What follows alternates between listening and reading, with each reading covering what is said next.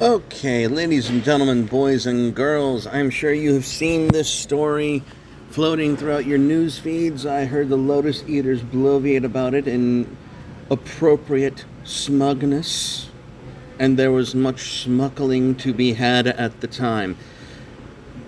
But I'm going to take a step back, take the unpopular opinion, the black-pilled position, as I am not that wont to do, I will have you know. But I'm going to take the unpopular position of saying, rather emphatically and rather clearly, that Elon-Chan will not save us. Simple as. Elon Musk, for all of his millions and all of his hopeful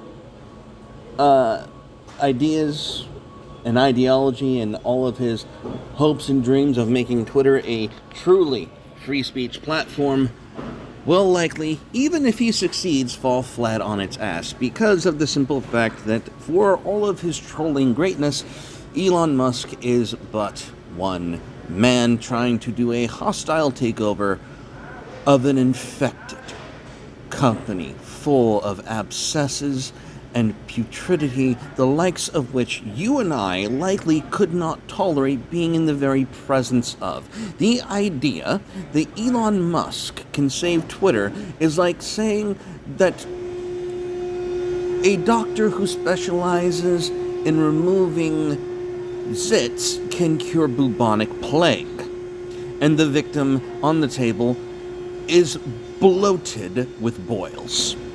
Bubonic boils. Now, I'm not saying that it wouldn't be grand to have Elon Musk on as the sole ruler of the Eye of Sauron that we now call Twitter. That would be amazing. I support this 100%. But in the long run, in the next year, or 2, or 3, we are going to see every effort that he puts forth completely subverted and if not outright rejected. I do not believe for a minute that those who run Twitter are actually salivating at the idea of giving up the power they have as the echo chamber of the elite. They're not going to give that shit up. And you shouldn't expect them to, even if Elon Musk could buy them all out, flop his cock on the chairman board, and just says, "You're mine now." And even if he did use that massive cock to ring them repeatedly, it would do nothing. It would do nothing to calm the cries for censorship that we are hearing, and those cries will be heard because the vast majority of elites are going to listen to those who have been in power in Twitter pretty much since its inception. Look, it's not just that they're ideologically hellishly enslaved to this, it's also kind of a, what would you call that syndrome?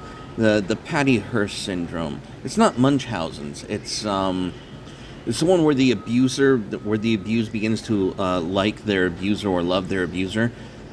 That's what's going on with people who cannot help themselves but fall for the Twitter mob. They like it. It's what's normal. It's what's comfortable to them. And the idea that Elon-Chan, as great as his efforts are, could save us from that, I'm going to hold my breath and wait for it to happen. Now, I hope to God I'm wrong. This is one where Carnal's like, it could happen. Just don't bother me until it does actually happen, you know? We've had too many of these. And don't get me wrong, this is progress. That the left is shitting themselves. They're running around like chickens with their heads cut off. It is a glorious shit show. But at the end of the day, let's face it, the left rules the shit show.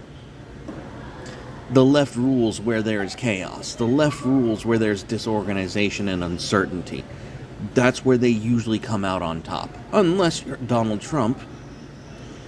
And we see what happened with him at the end of the 4 years, right? So, again, it's going to be a great ride. But hold your breaths. The chances are, Elon-Chan will not save us. That's it. Hope to be wrong, But anyways, stay carnal and God bless.